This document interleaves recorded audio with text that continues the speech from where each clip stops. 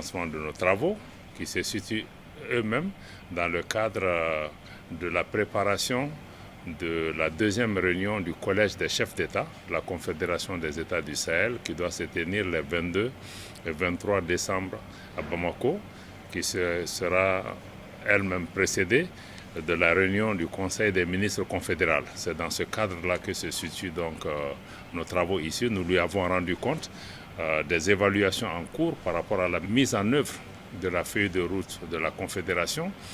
dans les trois piliers, défense et sécurité, diplomatie, mais aussi développement, et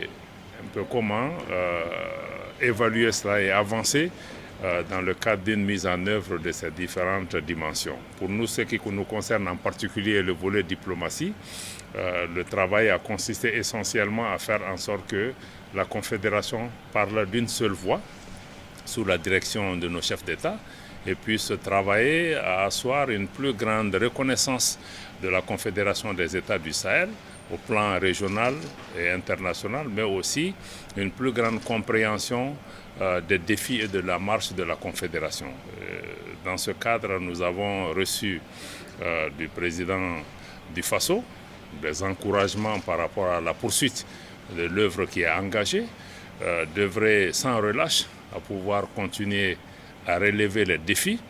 de tout faire pour que des actes concrets puissent être posés pour répondre aux aspirations de nos populations. Donc nous avons pris bonne note de ces orientations et directives et nous allons nous atteler à faire en sorte que nous puissions mettre tout en œuvre pour une très bonne préparation des discussions au niveau de nos chefs d'État pour pouvoir vraiment fixer un cap par rapport à l'engagement de la Confédération pour répondre aux aspirations de nos populations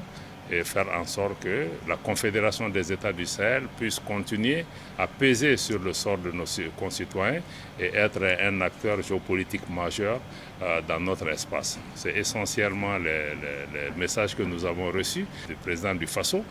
Et nous avons naturellement profité pour exprimer